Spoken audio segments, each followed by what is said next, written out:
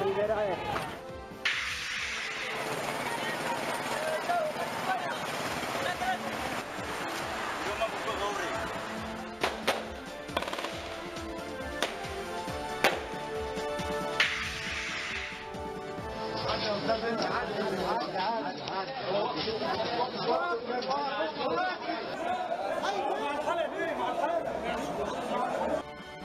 Viernes 26 de mayo, ¿cómo están amigos? Bienvenidos a la presente edición de TV Perú Mundo. Los saluda Paola Bejovés, que hoy estará con ustedes en reemplazo de Josefina Tausen. Francisco Belaunde en el análisis. ¿Cómo estás, Francisco? ¿Qué tal? Hola, ¿cómo estás? Y nosotros vamos a ir de inmediato con las informaciones y vamos con la primera jornada de la cumbre del G7, donde los países más industrializados del mundo marcó consensos en la lucha contra el terrorismo y la diferencia sobre el cambio climático. Donald Trump ha sido el protagonista. Veamos.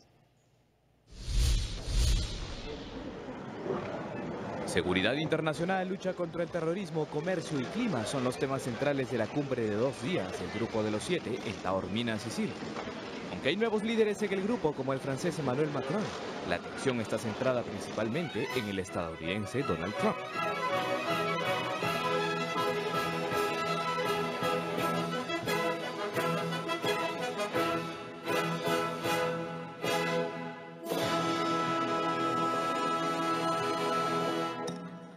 Pero ni Verdi, ni la Orquesta de la Scala de Milán, ni el vino o la cena de gala al estilo italiano logran rebajar la controversia de esta cumbre, sobre todo en asuntos complejos como medio ambiente y comercio. Las ONGs ambientalistas han pedido a las principales potencias del mundo mantener su compromiso con el cambio climático, punto en el que Trump es escéptico. En cuanto a la protección climática, hablamos con los Estados Unidos y dejamos claro que estamos a favor de que Washington siga respaldando el acuerdo climático. Es claro que el futuro mercado de trabajo dependerá mucho del uso eficiente de los recursos, pero también este es uno de los pocos acuerdos en que las pequeñas naciones insulares y África depositan grandes esperanzas. Uno de los asesores financieros de Trump ha señalado que la visión del republicano sobre cambio climático ha cambiado y evolucionado luego de la discusión con los aliados del G7, pero él sigue creyendo en poner los intereses de Estados Unidos en primer lugar. Otro punto importante ha sido el acuerdo para tomar medidas que permitan combatir al terrorismo, incluido el impulso a las compañías tecnológicas que faciliten el control de Internet sobre el contenido extremista. Pero otra amenaza que enfrentan dos miembros del G7 como Estados Unidos y Japón es Corea del Norte. Durante su reunión bilateral en el marco de esta cumbre, el republicano volvió a tildar de gran problema a Pyongyang, aunque aseguró al líder japonés que en algún momento lograrán resolver las ambiciones nucleares de Kim Jong-un. Muchos de los analistas de los diarios, de los principales diarios del mundo, destacan este clima de tensión y fricción política en el G7, donde Donald Trump, sin lugar a dudas, ha sido uno de sus principales protagonistas. Francisco, ¿tú cómo has visto Donald Trump? Ha marcado su diferencia, ¿no? Que él no piensa igual que el resto. Sí, bueno, por lo menos no empujó a ningún líder como lo hizo en... como ayer. Como el otro día, como ayer, efectivamente, ¿no? No, bueno, efectivamente uno de los puntos centrales de la discusión es el tema del cambio climático, ¿no? Donald Trump en realidad llegó a decir incluso que todo esto era una invención, ¿no? Que el tema del cambio climático era una invención de China para ¿cómo se llama?, para perjudicar la economía norteamericana. Además, él ha hecho ofrecimientos a su electorado, sobre todo los del sector petrolero y del carbón en particular, que es una industria que está con muchos problemas en Estados Unidos, pero resulta que el carbón es justamente una de las fuentes de energía más contaminantes que hay, ¿no? Entonces, y además varias medidas que ya ha tomado medidas en el sentido de debilitar la acción del gobierno norteamericano, debilitar la acción del gobierno norteamericano en la lucha contra, en general, la contaminación, ¿no? Entonces, el tema está a ver si se va o no a salir del Acuerdo de París sobre el cambio climático, como él anunció en diferentes oportunidades, ¿no? Y ahí dentro de su administración está dividida la cosa. El secretario de Estado Tillerson, que viene del sector petrolero, está a favor de que Estados Unidos se mantenga, ¿no?, en el Acuerdo de París, pero sin embargo Ivanka, su hija, Ivanka Trump, y su yerno, Jared Kushner, ellos están a favor de que Estados Unidos se mantenga dentro del acuerdo. El problema está en que muchos dicen, bueno, pero se puede mantener Estados Unidos en el acuerdo, pero al mismo tiempo no cumplirlo, porque finalmente claro. los objetivos, cada país finalmente lo que hace es determinar cuál es su objetivo para llegar al objetivo final, que es que no se llegue a más del 2% de calentamiento global de aquí al 2100. ¿Ya? Pero no es un objetivo obligatorio. Entonces Estados Unidos puede, bueno, sí pues, digamos, Obama determinó una meta hasta el año 2025. Bueno, no la cumplimos, pues, ¿no? Entonces dicen, bueno, ¿hasta qué punto vale la pena que Estados Unidos se mantenga en esas condiciones? Si es que finalmente va a sabotear por dentro del acuerdo, ¿no? Claro, pero vemos que la presencia de Donald Trump es un elemento en el cual, con el cual no logran ponerse de acuerdo, porque piensa él totalmente distinto. Cuando Europa, por ejemplo, y los países más importantes que forman parte del G7, tienen, por ejemplo, un enemigo en común, que es el terrorismo. Sí. ¿No? Hay que buscar consensos, tanto para el tema del cambio climático, el comercio, y hay que dejar su posición política a un lado. ¿Tú ves que se puede lograr realmente que va a ayudar Donald Trump o qué va a No, poder bueno, pasar? justamente él es un factor de disociación, ¿no? Porque sobre el terrorismo no hay mayor problema, ¿no? Incluso él ha conseguido que en el caso de la OTAN, que la OTAN también como institución decida también luchar contra el terrorismo, ¿no? No solamente los países que son miembros de cada uno por su lado, sino también como institución. Pero en el tema del comercio, con sus tendencias proteccionistas, evidentemente choca con los demás países y también con el tema del cambio climático. Entonces, efectivamente, Donald Trump, de alguna forma, el panorama lo ha cambiado, ha movido las fichas y los tiene muy preocupados a todos sus socios, ¿no? Mañana se espera ya se esperaba un comunicado en conjunto. Claro, el problema está cómo va a salir ese comunicado. ¿Cómo va a salir ese ¿no? comunicado? Claro, sobre todo sobre el tema de, efectivamente, el cambio climático, sobre el comercio. Ya han habido reuniones en las que Estados Unidos ha logrado imponer sobre el comercio frases que no iban en el sentido del libre comercio. Entonces, vamos a ver qué pasa ahora, ¿no? Además, unos comentarios también hechos por Trump contra los alemanes, una serie de... Bueno, en el caso de la Unión Europea, efectivamente, claro. En el caso de la Unión Europea se ha mostrado muy, digamos, despreciativo con respecto a la Unión Europea, ¿no? Ya, pero volviendo al tema del medio ambiente, que es muy importante, incluso el Papa, que muchos se ha comentado que no estuvo muy a gusto en la reunión con Donald Trump, le regaló, ¿no?, uno de sus libros, una encíclica referente al cambio climático.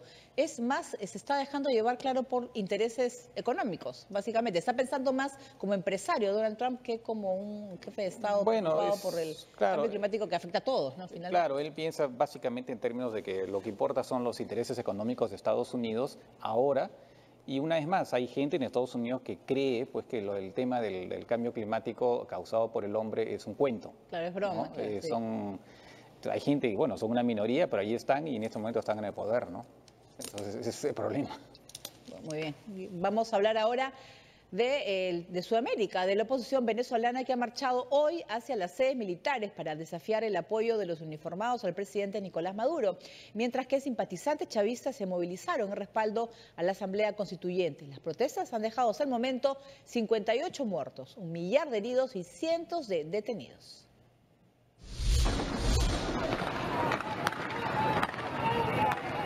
En tiempos en que la fiscal general Luisa Ortega ha puesto los ojos en las Fuerzas Armadas por su actuación en la contención de protestas, la coalición opositora ha continuado adelante con sus marchas. La de hoy, la número 56, tuvo como destino el Paseo de los Próceres, cerca al mayor fuerte militar de Caracas, para exigirle a los uniformados cumplir con sus funciones constitucionales. Como ya es común, la Guardia Nacional reprimió con bombas lacrimógenas a los manifestantes que se concentraban cerca de allí. Jóvenes y hombres de la tercera edad se vieron afectados. En otra parte de la capital, en la autopista Francisco Fajardo, la situación era la misma. La Guardia Nacional Bolivariana utilizó tanques de agua y hasta perdigones. Uno de estos hirió en una pierna al parlamentario opositor Carlos Paparoni, quien tuvo que ser intervenido quirúrgicamente.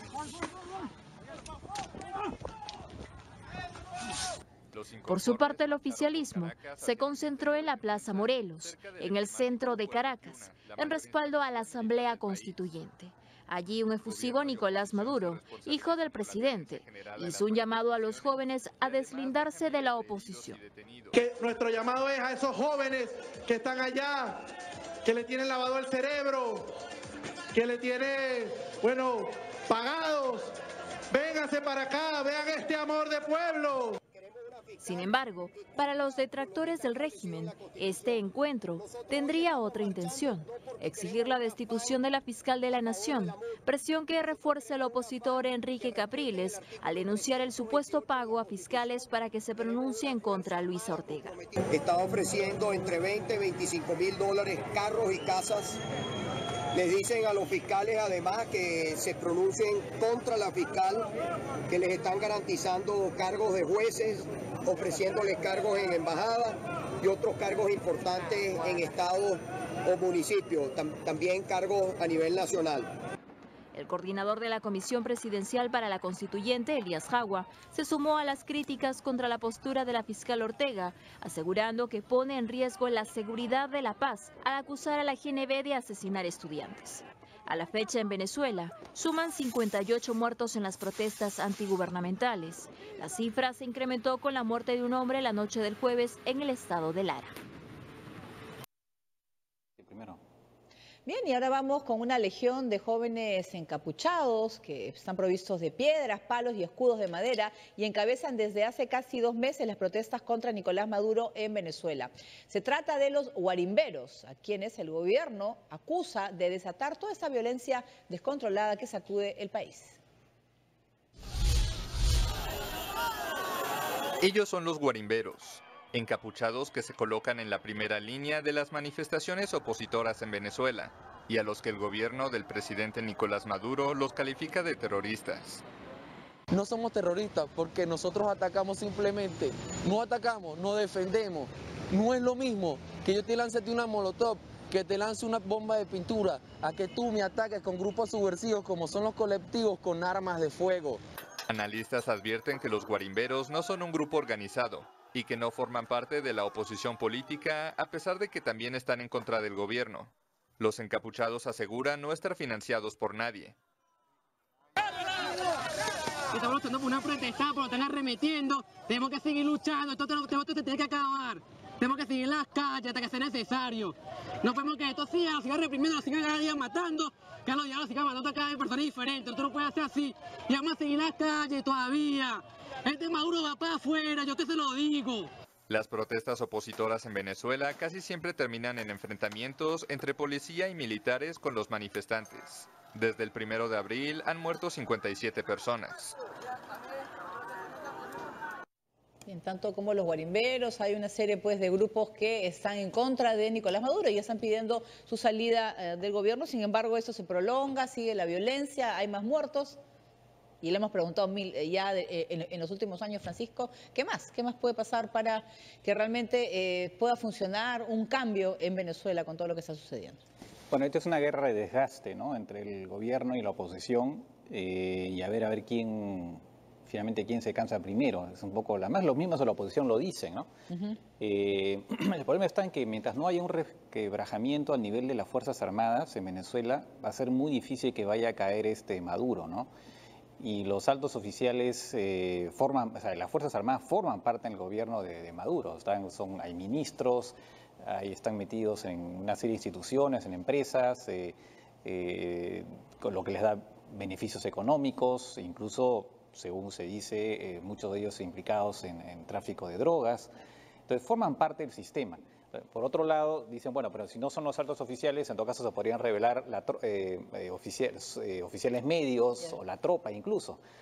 El problema está en que parece que hay sistemas de vigilancia, hay una vigilancia muy estrecha que es ejercida por las autoridades, según dicen, por todo esto monitoreado por cubanos que estarían metidos dentro de los aparatos de seguridad venezolanos. Entonces, en esas condiciones, por ahora, por lo menos, se ve muy complicado hasta ahora, por lo menos, que pudiera haber una rebelión a nivel militar, ¿no?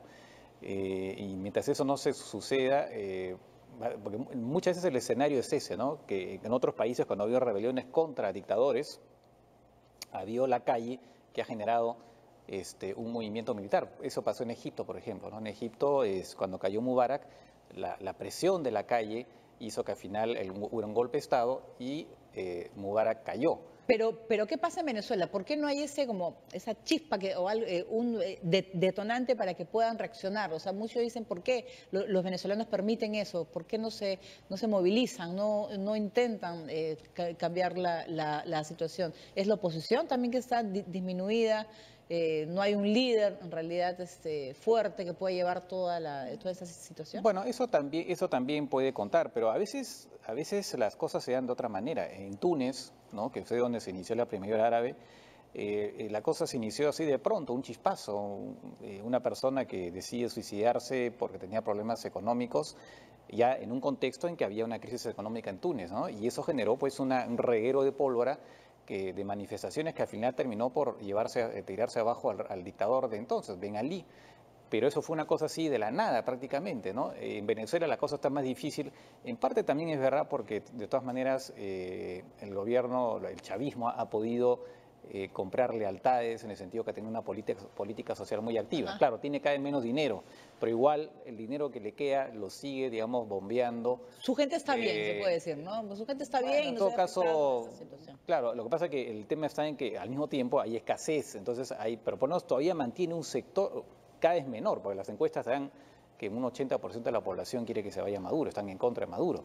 Pero, como digo, todavía tiene algún bolsón de leales, si se quiere, y como digo, la Fuerza Armada está aparentemente muy, más allá de que puedan tener divisiones internas por otro lado, pero frente a la oposición está unida, ¿no? Y además saben muchos de ellos que si dejan el poder, su siguiente estación sería la cárcel, ¿no? Así es. Entonces, salvo que puedan huir, ¿no? Pero poco o nada puede hacer la comunidad internacional, incluso el gobierno de los Estados Unidos para poder cambiar esa situación, ¿no? No, en realidad Está difícil. no, pues porque no va a haber una intervención militar, ¿no? No se puede aprobar en esas condiciones, más sería pues una aventura, ¿no? Meterse a una operación militar como algunos dicen que tiene que haber.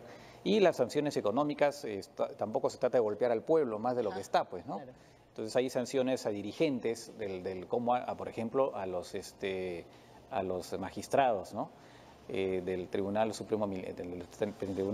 Entonces, el tema tiene todavía para durar. Además, digamos, de alguna forma, el gobierno está dosificando su represión, ¿no? Mata diariamente, todo indica que muchas veces son francotiradores. Son muy jóvenes las víctimas. Claro, entonces hay muertos, digamos, de manera 1 al día, 2 por ahí, 3, pero no es que haya pues una masacre de, por decir, 120 o 150, no, 200 personas en una manifestación, que eso sí se podría tumbar al gobierno, ¿no? Por una reacción. Pero lo que hace es dosificar los muertos, pues de alguna manera ir amedrentando. Solo que hasta el momento la oposición todavía sigue manifestando, ¿no? Dime hasta qué punto la gente muchos van a querer seguir. Llega un momento que ya pues esto también se puede agotar, que es la apuesta del gobierno. Va a explotar finalmente.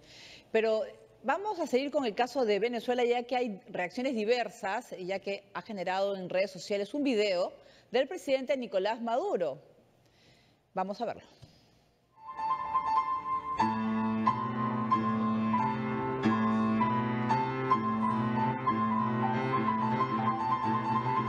Nicolás Maduro está interpretando, dicen acá, inspirado en el piano, La Constituyente va.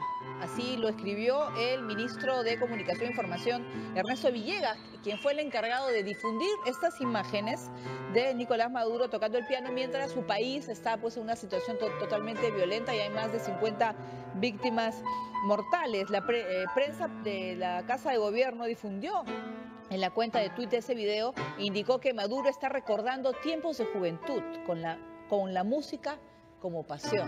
Muchos recuerdan, Francisco, que también hay un video de Vladimir Putin tocando el piano, así que... Claro.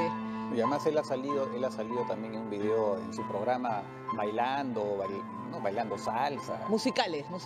Entonces, claro, quiere dar la impresión de que aquí todo está normal, ¿no? Finalmente el gobierno continúa y estamos con el tema de la constituyente.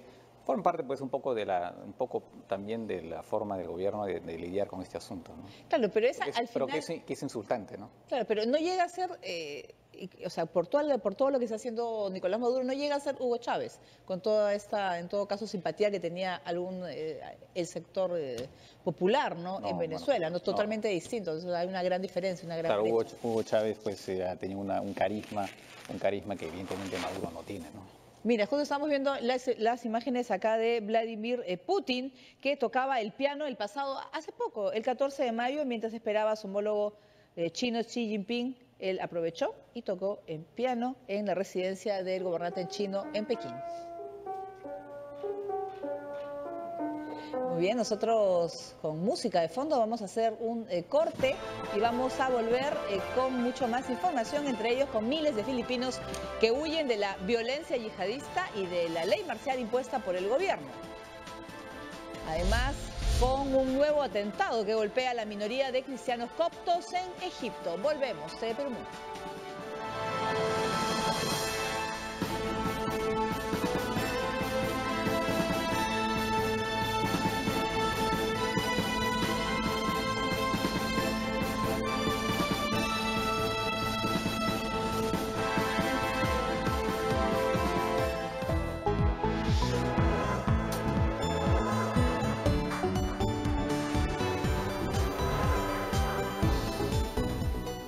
Perú, somos todos.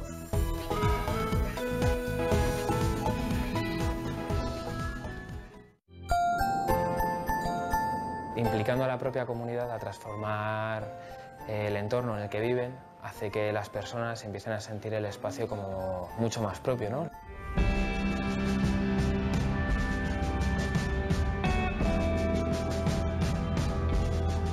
Sebab apa kita faham? Daripada jalanan inilah kita kena bina. The ideal world would be a place where there was less cameras and they were certainly more visible.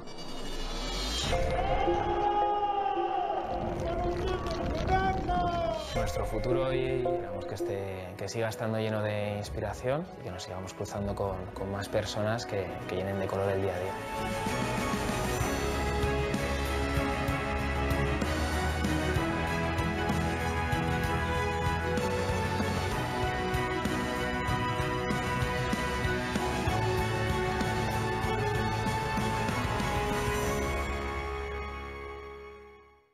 Hola, soy Renato Cisneros y desde aquí, Madrid, quiero invitarlos a que escuchen Exiliados, un programa en el que compartiremos nuestra forma de sentir el Perú desde el otro lado del mundo. No se lo pierdan, todos los sábados a las 8 de la noche, Exiliados, en Radio Nacional.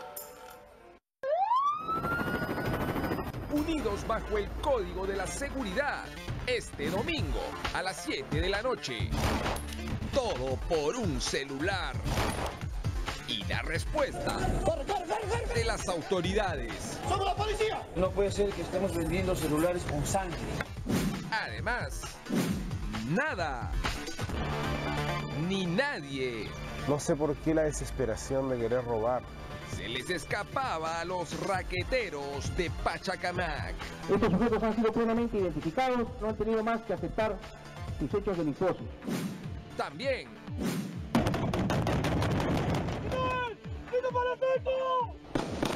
en carne propia, la fuerza Diroes.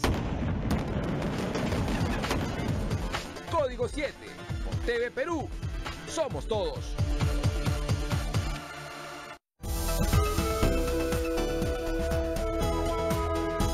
Este programa debe ser visto con la presencia de un adulto.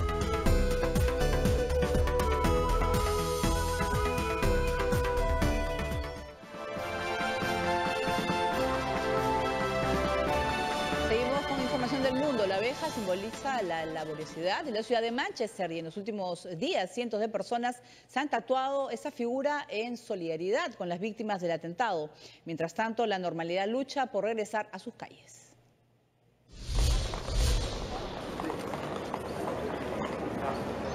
Un denso humor sombrío se extiende por las calles de Manchester.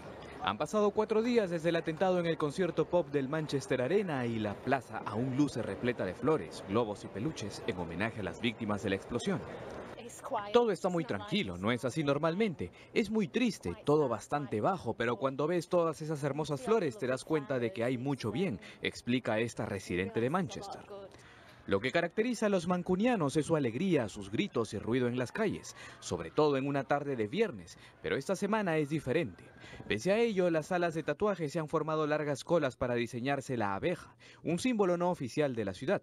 Con esta actividad, los tatuadores recaudarán dinero para ayudar a las familias de las víctimas. Los principales funcionarios antiterroristas del Reino Unido han informado este viernes que la policía detuvo a una gran parte de la red que estuvo detrás del atentado, aunque es probable que se produzcan más arrestos. Mientras tanto, Londres ha reanudado su campaña electoral y el principal líder opositor, Jeremy Corbyn, ha culpado a la política exterior británica y a los recortes policiales por el ataque de Manchester. Pero la ministra del Interior, Amber Rudd, rechazó los comentarios de Corbyn, calificando su mensaje de indignante. Ella insiste en que la causa principal es la grotesca ideología de Daesh que trata de capturar a sus jóvenes. Por su parte, el ministro Ben Wallace dice que el gobierno incrementó el presupuesto de inteligencia y organizaciones de seguridad. En este contexto, el canciller británico se reunió con su par estadounidense Rex Tillerson, quien lamentó las filtraciones de información sobre el atentado y aseguró que asumen la plena responsabilidad sobre ello. Muy bien, y vamos a poder comentar este tema, ya que este atentado pues ha golpeado muchísimo a tanto los pobladores de Manchester como al Reino Unido. La policía ha logrado desarticular ya la mayor parte de esta red vinculada al atentado, al padre, al hermano, que sabían detalles. Se está pudiendo investigar un poco más de este joven de 22 años que causó la muerte de 22 personas. Sin embargo, por ejemplo, ahora el Reino Unido ha dicho que no va a compartir información con los Estados Unidos luego de los datos pues, que se dieron a conocer en el New York Times, esa filtración de información. Pero ¿no estaría bien que lo que debe haber es colaboración entre las policías, en más de ocultamiento de datos, para poder luchar contra el terrorismo, que al final es un enemigo en común? Claro, esa fue la reacción inicial de Gran Bretaña, ¿no? De decidir no compartir información con Estados Unidos, pero finalmente, después de recibir las garantías del presidente norteamericano de que ya no iba a pasar esto y que asumían la total responsabilidad, pues se ha retomado la colaboración, ¿no? Acá lo que llama la atención con respecto a este atentado es que habría sido entonces organizado desde Libia, porque normalmente los atentados, primero que efectivamente no es un caso de un lobo solitario, sino que aparentemente sí sería una red. Lo del padre es distinto, porque el padre, bueno, varios familiares han sido, digamos, efectivamente arrestados, pero el padre aparentemente, más bien él estaba preocupado por lo que estaba haciendo, por lo que temía que podía hacer su hijo, y tan es así que le quitó su pasaporte, según lo que se informó, solo que aparentemente el chico lo recuperó, por lo menos eso es lo que salieron informaciones ayer. Pero como decía, ¿no? Esto sería pues un atentado organizado desde Libia. El Estado Islámico ha tenido presencia territorial en Libia, en particular en una ciudad que se llama Sirte, pero la que fueron expulsados, en parte gracias a bombardeos norteamericanos. Y entonces indicaría que el Estado Islámico está en condiciones de organizar atentados desde lugares en que ya no tiene territorio, como es Libia. Entonces, el tema está en que, por ejemplo, se dice que una vez que se expulsen a los yihadistas, tanto de Mosul como de Raqqa y en general totalmente de Siria y de Irak, efectivamente pueden disminuir bastante los atentados, por lo menos aquellos organizados, ¿no? Pero con esto se ve que no hace falta que tengan en realidad pues territorio para monitorear atentados, como aparentemente sería el caso en esta ocasión, ¿no? Claro, además que hay una red de comunicación que es la red virtual. También, sí, ¿no? Bueno, es una parte en la cual, por ejemplo, había una que daba cuenta de un atentado, un acto violento horas antes de realizarse de Manchester, ¿no? No, además se ha visto que muchos atentados son prácticamente teledirigidos, claro. O sea que prácticamente en tiempo real están monitoreando a la persona que va a cometer el atentado, casi, ¿no? Entonces, el problema está que todavía tienen cierta capacidad. Es verdad que está reduciendo su capacidad y es verdad también, no hay que olvidarlo, se ha cometido este atentado, pero hay muchos otros que han sido evitados, ¿no? Muchos otros que han sido evitados tanto en Gran Bretaña como en Europa en general. O sea, los servicios de inteligencia, las autoridades hacen su trabajo, pero una vez más, no hay riesgo cero. O sea, lamentablemente, digamos, no hay forma de evitar que no haya ni un solo atentado, de hacer que no haya ni un solo atentado. Eso es utópico, ¿no? Pero sí hay un trabajo que se hace que evidentemente, bueno, tiene que ser reforzado y y también reforzar los servicios de inteligencia, porque mantener vigilados a tantos sospechosos de poder cometer atentados terroristas, pues no hay forma, no hay manera. Entonces, ese es el gran problema, que de todas maneras por ahí se les va a escapar uno y habrán uno que otro atentado por ahí, ¿no? Claro, pero también eso afecta no solamente en cuestiones de seguridad, lo que tiene que hacer Theresa May, sino también ya las críticas que está teniendo dentro del Reino Unido. Yo estoy leyendo que Jeremy Corbyn ha vinculado el atentado, la culpa a Theresa May por su política exterior, ¿no? En un momento en el cual, en todo caso, el Reino Unido debe estar unido para poder luchar contra el terrorismo, ¿no? No, en realidad ningún país europeo está libre de atentados. Se están dando en todas partes, en Suecia, digamos, en Francia, en Alemania. En España no ha habido atentados, pero sí ha habido, últimamente por lo menos, pero sí han habido arrestos de gente preparando atentados. O sea, en realidad es Occidente, es un conjunto que está en la mira del Estado Islámico. Entonces, ese tipo de, digamos, acusación, creo yo, básicamente electoralista, ¿no? Bien, y precisamente estamos hablando de la violencia, ya que miles de filipinos tratan de huir de la desatada por militantes afines al Estado Islámico en la ciudad de Marawi, en la región sureña de Mindanao. Los yihadistas buscan proclamar un nuevo califato. En Filipinas, miles de familias de Marawi siguen huyendo a las localidades próximas.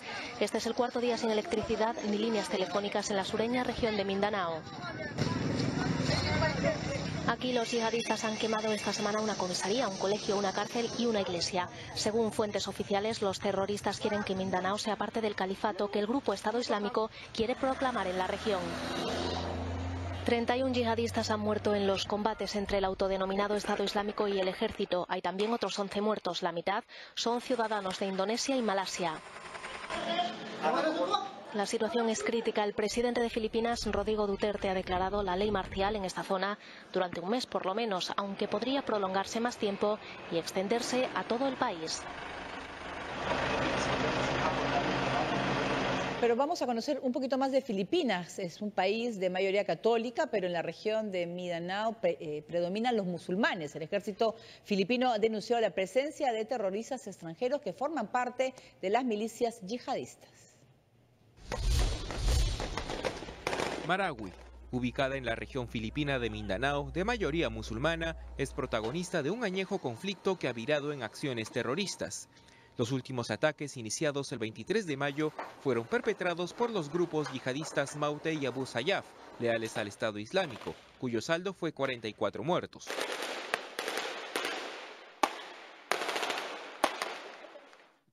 Esta escalada bélica ha obligado al presidente Rodrigo Duterte a declarar la ley marcial en la región. Sin embargo, los combates y atentados de los grupos extremistas no han cesado. Ante esta situación, el mandatario instó a los islamistas a dejar los ataques y a dialogar con el gobierno. Mi mensaje dirigido principalmente a los terroristas es que todavía podemos resolver esto a través del diálogo. Y si no se puede convencer de que dejen de combatir, que así sea. El ejército filipino denunció la presencia de terroristas extranjeros que forman parte de las milicias yihadistas. Tenemos información que confirma el asesinato de 12 miembros de uno de los grupos y la mitad son terroristas extranjeros, malasios, indonesios y otros que no recuerdo, lo que confirma la presencia del terrorismo extranjero. Desde hace décadas se registran hostilidades en la región de Mindanao, la única regida bajo un autogobierno con legislación islámica desde 1989, mientras que el resto del país, de mayoría católica, está sujeto al Estado Nacional. En el año 2008, otra milicia de filiación cristiana denominada el Ejército de Dios se declaró en actividad con el fin de combatir a los islamistas. El ataque más reciente fue en el 2013, en donde murieron 10 personas en la localidad de Zamboanga, de mayoría cristiana, que limita con la región islámica de Mindanao. El Estado Islámico ya es una realidad, ya se encuentra en Filipinas, incluso hace un año más o menos, no me acuerdo exactamente la fecha, llegaron a poder tomar como rehenes a unos... Sí, decapitaron a uno... Sí, decapitaron alemanes de una manera muy cruel, y a cuales pues se veía pues que ellos intentan pues declarar su califato, al ser expulsados de Oriente Medio, buscan otras opciones. Una de ellas es Filipinas, en esta ciudad en las cuales pues ahora la población se ve entre el ejército que está luchando contra el Estado Islámico. Bueno, el grupo de Abu Sayyaf, que es el grupo más importante, pues hay otro que es más chico, de Maute, pero el grupo más importante, Abu Sayyaf, es un grupo que tiene una existencia de varias décadas. O sea, hay una rebelión musulmana de este grupo hace bastante tiempo. Lo que ha pasado es que con este grupo, cuando surge el Estado Islámico, decide adherirse al Estado Islámico, ¿no? Decide que forma parte de la red del Estado Islámico, como por ejemplo pasó con Boko Haram en Nigeria, ¿no? Los Boko Haram hicieron lo mismo. Entonces, ahora están dentro, bajo esta marca, del Estado Islámico, y forma parte efectivamente pues de lo que es ahora el terrorismo, una vez más, del Estado Islámico. Y ahora había un recrudecimiento con lo que estamos viendo, con estas consecuencias, ¿no? Claro, pero ¿qué más? Realmente sí representa un peligro serio la presencia del Estado Islámico en Filipinas. El presidente de Filipinas incluso viajó a Moscú para la compra pues de armamento, para poder estar a la altura y poder luchar contra este grupo. Además, preocupa la ubicación geopolítica de Filipinas respecto a otros países, ¿no es cierto?, la presencia del Estado Islámico en Asia. Bueno, Filipinas es un país, para empezar, es un país aliado de Estados Unidos. Recordemos que Filipinas fue posesión española durante muchos siglos. Se llama Filipinas, es en honor al rey Felipe II. Pero después, cuando hubo la guerra hispano-norteamericana a fines del siglo XIX, que supuso la pérdida de Cuba, de Puerto Rico y también de Filipinas, y Filipinas se convirtió en un país en gran parte controlado por Estados Unidos, ¿no? Y sigue siendo aliado, aun cuando en estos momentos hay fricciones entre Estados Unidos y el presidente Duterte. En realidad fue eso todo en la época de Obama, ¿no? Porque Obama criticó mucho esta política de Duterte de alentar las ejecuciones extrajudiciales de narcotraficantes, ¿no? Y entonces a partir de ahí Filipinas ha buscado acercarse a otros países, incluso ha tenido un acercamiento con China, con la que sin embargo tiene un diferendo marítimo en relación con estas islas que aparecen ahí, las Spratly, ¿no? Entonces, esto por el conflicto que tiene con Estados Unidos, y por eso también que se ha ido a Rusia, ¿no? Se ha ido a Rusia buscando otros aliados, ¿no? Claro. Vamos a ver si es que Donald Trump, que tiene aparentemente menos preocupación por violaciones de derechos humanos, establece una mejor relación. Claro, estamos viendo antes el mapa, pero es la preocupación porque Filipinas geopolíticamente está ubicada de una manera estratégica, ¿no? Además que la presencia del Estado Islámico, si se intensifica, eso va a afectar muchísimo. Por ejemplo, está Japón, está Taiwán, China. Tenemos países como Tailandia, Laos, Camboya, donde puede intensificarse los atentados. Claro, en realidad pues sí, pero es una rebelión localizada, porque solamente es una parte del país, como sucede con otros países también, ¿no? Tailandia, por ejemplo, también, que es un país mayoritariamente budista, tiene una parte del país que es musulmán, y ahí también hay una rebelión, hasta donde se sabe, con ningún vínculo con el Estado Islámico, pero también una rebelión muy antigua, ¿no? Lo mismo pasa ahora en Filipinas, solo que en este caso sí hay un grupo claramente terrorista, ¿no? Muy bien, pero bueno, sí, pues vamos a ver si logra el presidente Duterte poder controlarlo. Eso no se sabe, y la posición de lo que va a suceder en Filipinas, ya que preocupa, porque el Estado Islámico está buscando otros lugares, ¿no? Al perder ciudades en Siria o en Irak, tiene que buscar un lugar donde poder No, bueno, lo que el Estado Islámico lo que quiere es en realidad expandirse ahí donde haya población musulmana, ¿no? Digamos, de manera donde haya grupos que lo puedan, digamos, respaldar. Esa es un poco su estrategia, siempre ha sido, ¿no? Más allá de que pueda perder territorio, ¿no?, en Siria o en Irak, ¿no? Muy bien, y ahora vamos a hablar de un atentado en Egipto, ya que al menos 28 personas han muerto en un nuevo atentado contra cristianos coptos en ese país. Un hombre armados acribillaron un autobús que se dirigía a un monasterio del sur de Egipto. Horas después el gobierno respondió bombardeando bases yihadistas en Libia.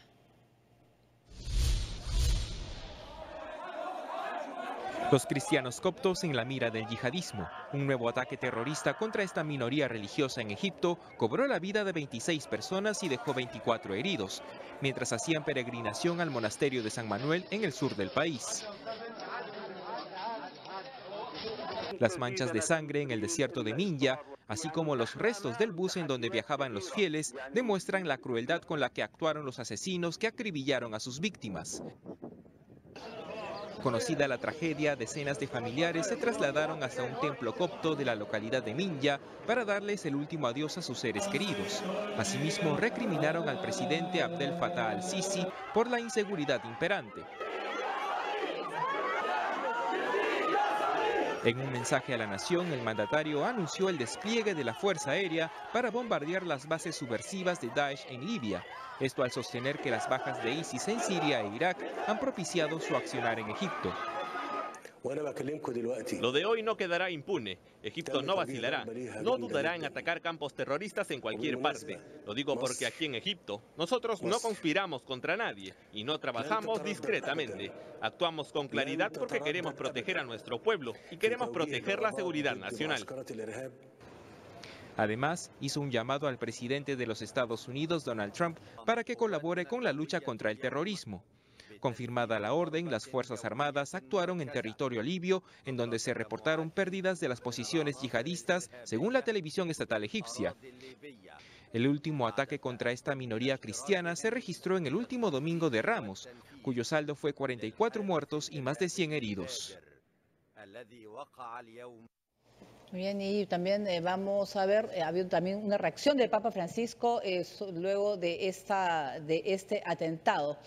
Muy bien, nosotros ahora vamos a ir con más información y las actividades del yerno y consejero del presidente Donald Trump. Se trata de Jared Kushner, que se encuentran bajo escrutinio del FBI como parte de la investigación sobre una posible interferencia rusa en las elecciones presidenciales del 2016. El viaje internacional de Donald Trump no ha mitigado las controversias en su administración. Medios estadounidenses han reportado que Jared Kushner, el yerno y asesor clave del presidente republicano, está bajo escrutinio del FBI en medio de las investigaciones sobre las conexiones rusas con el equipo del empresario. Según funcionarios del Buró Federal de Investigaciones, Kushner tiene información importante que ofrecer, aunque esto no significa que haya cometido un delito o sea formalmente investigado. El abogado del asesor de Trump señaló que él mismo se había ofrecido a compartir toda la información que maneja con el Congreso y hará igual con cualquier otra investigación. De otro lado, la Corte de Apelaciones del Cuarto Circuito falló este jueves contra el veto migratorio del gobierno de Trump y contra 6 países de mayoría musulmana. Con esto se mantiene el bloqueo sobre la prohibición de viajes de ciudadanos de Sudán, Irán, Libia, Yemen, Somalia y Siria. Esto ocurre meses después de que un tribunal decidiera congelar indefinidamente los puntos centrales de la polémica orden ejecutiva de Trump, que sufrió una revisión luego de que fuera bloqueada por atentar contra la libertad religiosa. El esposo de Ivanka Trump, Jared Kushner, está bajo el escrutinio del FBI por esta presunta interferencia de Rusia, que al final va a ser un dolor de cabeza, creo, para Donald Trump durante su gobierno. Sí, no es en realidad una investigación propiamente dicha, ¿no? Es considerada una persona de interés, o sea, en el sentido que puede tener información, sí, ¿no? Que podría aportar, pero evidentemente es como se dice, una raya más al tigre, ¿no? En el sentido que se van acumulando los elementos que de alguna manera están cercando a la administración Trump con respecto a este tema de la relación con Rusia y su participación o injerencia en las elecciones, en la última elección presidencial. Seguramente vendrán otros elementos a medida que vaya avanzando la investigación, en particular de este procurador especial que se ha nombrado, ¿no? Vamos a ver en qué termina ese que le llaman ya Russia Gate. Bien, y hablando de Donald Trump, continúa su gira internacional y la ex secretaria de Estado y también ex candidata presidencial demócrata Hillary Clinton atacó al republicano en un discurso en su alma mater, el Wellesley College de Massachusetts. Hacíamos preguntas urgentes sobre si las mujeres, las personas de color, los inmigrantes serían tratados con dignidad y respeto. Por cierto, estábamos furiosos por la pasada elección presidencial de un hombre cuya presidencia terminaría eventualmente en una desgracia con su destitución por obstrucción a la justicia.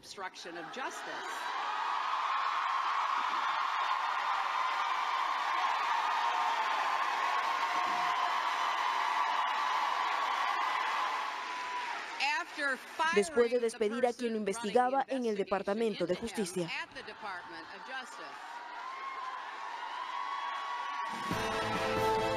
Bien, vamos a hacer una pausa. Inundaciones y deslizamientos dejan casi un centenar de muertos en Sri Lanka. Además, una serie sobre las mujeres del Estado Islámico llega a la televisión árabe. Volvemos.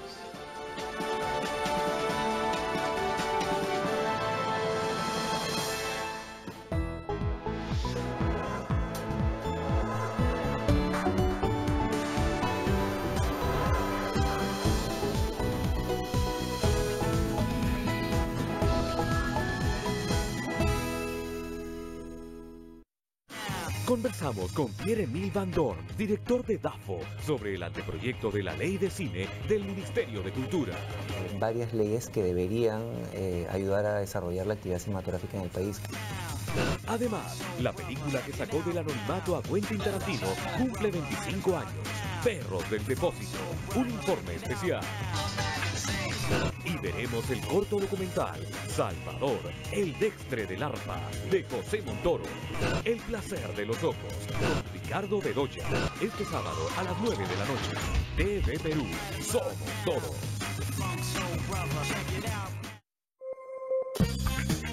Soy Alonso Rabí. Y yo soy José Carlos Irigoyen. Esto es Entre Libres. Conversamos con el notable poeta, traductor y periodista Carlos Germán Belli. ¿Qué tendrías que agradecerle a la poesía? Pertenecer a la generación del 50 es un obsequio del destino. En estudios nos visita Vieta Jarque para hablar sobre la revolución de los libros electrónicos. Están programados para que no haya saltos de página. Y nuestra booktuber nos recomienda qué leer. Y el libro es Illuminae, escrito por Amy Kaufman y Jay Christo, otras personas que logran escapar en 2 o 3 naves espaciales. Entre Libros, en estreno este sábado a las 7 de la noche. TV Perú, somos todos.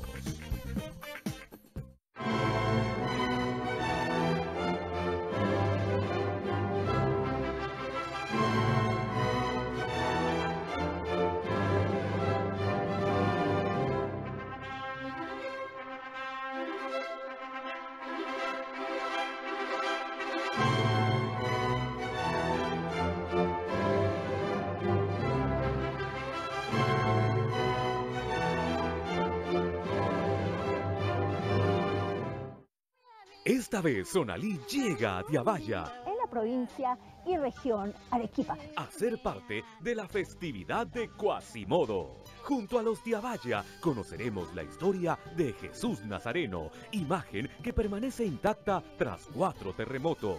¿Quieren conocerlo? Aquí vamos. Y que ahora derrama sus bendiciones a todos sus fieles que cada año caminan a su lado. Me siento muy feliz por ser un devoto más de él. El ruido ensordecedor de las Troyas nos alegra y anuncian que estamos de fiesta. Jesús Nazareno es el nombre de esta nueva historia que nos trae costumbres. El verdadero espíritu de los peruanos. Este martes a las 8 de la noche, TV Perú, somos todos. Estamos viendo TV Perú Mundo.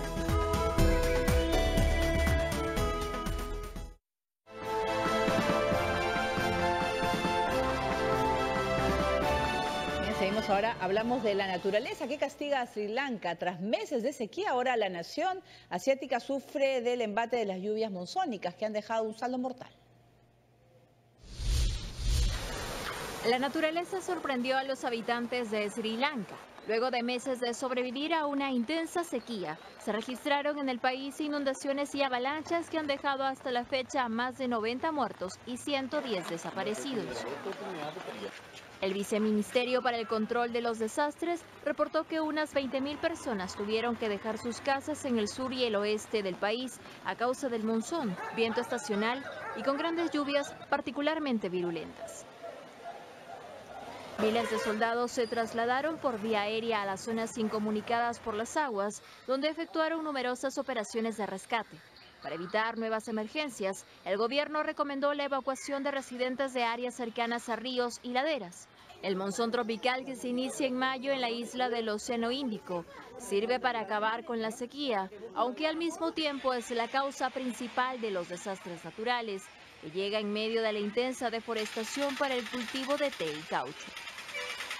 De otros temas, el universo violento y cruel de las mujeres que integran el Estado Islámico intenta ser visto por Cuervos Negros, una serie difundida en los países árabes durante el mes sagrado del Ramadán. Según sus creadores, esta serie está basada en hechos reales y pretende ser pedagógica. Una serie de televisión busca retratar el universo violento y cruel de las mujeres yihadistas del grupo Estado Islámico. Cuervos Negros, creada por el grupo audiovisual saudí MBC, será difundida en los países árabes durante el Ramadán, el mes del ayuno musulmán. Nos dimos cuenta de que los medios de comunicación árabes no deben seguir siendo espectadores, mientras que las organizaciones terroristas utilizan sus propios medios de comunicación como parte fundamental de su guerra contra la gente.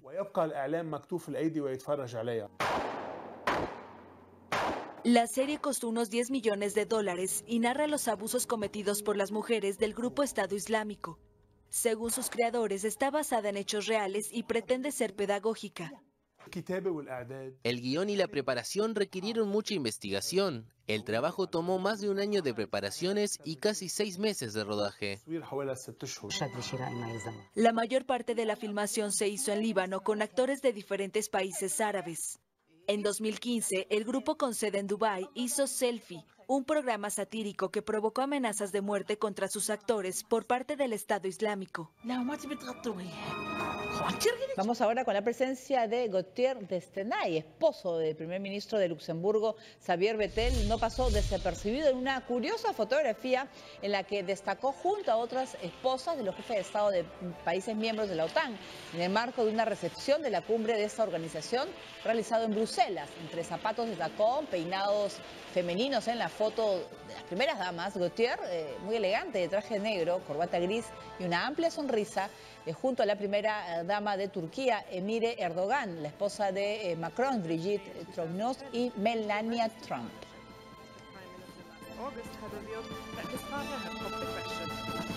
En el 2015, luego que el Parlamento de su país aprobara el matrimonio homosexual. Desde entonces atiende las obligaciones como esposo de la autoridad sin descuidar, por supuesto, su profesión de arquitecto. Muy bien, pues ha roto esquemas definitivamente. Yo eso no sé, lo veremos en ese lado del continente, pero es una realidad, ¿no? Es una realidad y es legal. Y ya se pueden casar, entonces, bueno, ¿no es cierto? Muy probablemente acá va a pasar lo mismo, ¿no? O sea, evidentemente... En unas décadas, creo, como va la cosa, pero... No, porque en América Latina se están autorizando los matrimonios gays... No, por Perú, le digo a usted. En el caso de Perú, bueno, tal vez tome un poco más de tiempo, sí. Claro, porque al final esa es la figura, y muchos se preguntaban, ¿te acuerdas? En los Estados Unidos, cuando que se ganaba Hillary Clinton, cuál iba a ser el cargo de su esposo, ¿no? Si es de primera dama, ¿cuál iba a ser el cargo? Claro, es verdad. ¿No? Es verdad, ¿no? Bueno, sí. Muy bien, nosotros vamos a hacer una pausa. Vamos a regresar con la cantante Ariana Grande, que ha anunciado que volverá a Manchester para ayudar a las víctimas del atentado. Y también con Mark Zuckerberg, que se graduó en Harvard 12 años después de abandonar sus estudios. Volvemos.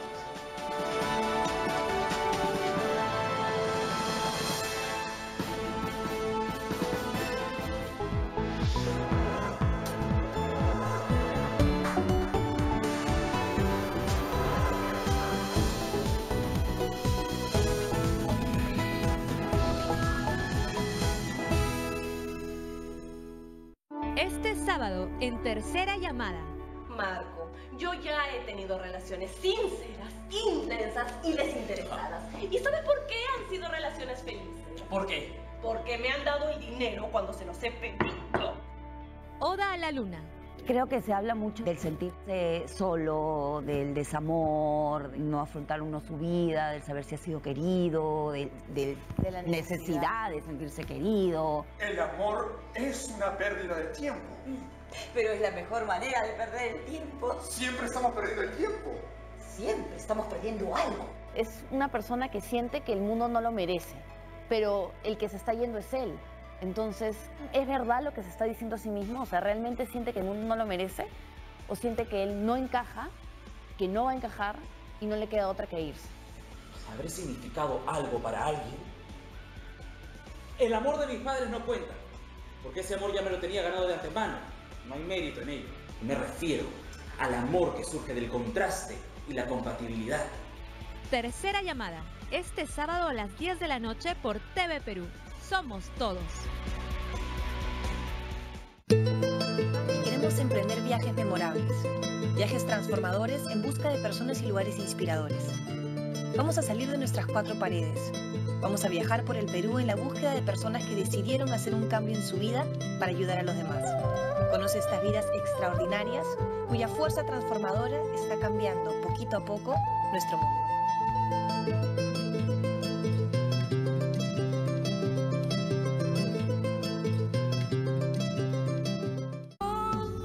Aprendí a ver la luz del otro lado. Cecilia Bracamonte, una de las voces más extraordinarias del Perú. Y es que te has convertido. Nos deleita con una propuesta diferente. Tú me acostumbraste. Un emotivo homenaje a la exitosa cantante cubana Olga Guillot. Si andas buscando que te diga que te quiero. Una impresionante producción de este tiempo con canciones de todos los tiempos. Con alma de bolero. Este sábado a las 11:30 de la noche, inmediatamente después de Tercera Llamada. TV Perú, somos todos. A continuación, TV Perú Noticias.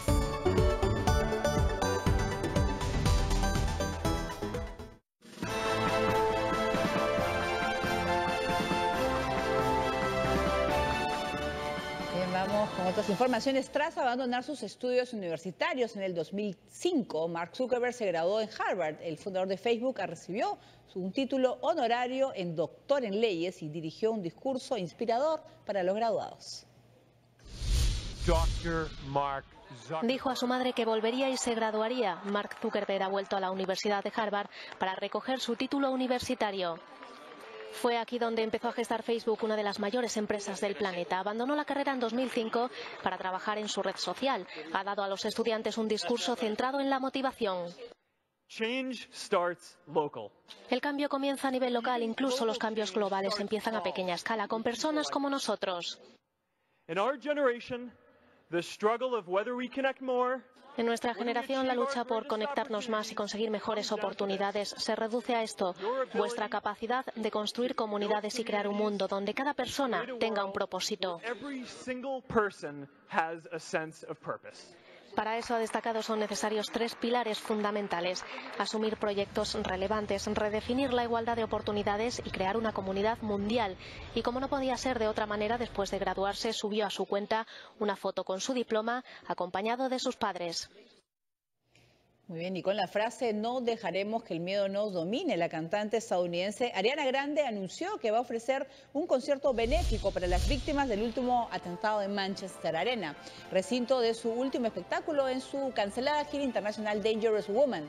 A través de una carta publicada en su cuenta en Twitter, la artista señaló que volverá a la increíble y valiente ciudad de Manchester para pasar un buen momento con sus fans y celebrar así un concierto que recaude fondos para las víctimas y sus familias del ataque suicida del último martes perpetrado por Salman Abedi y reivindicado por el Estado Islámico. Dejó, como sabemos, 22 muertos y 64 heridos.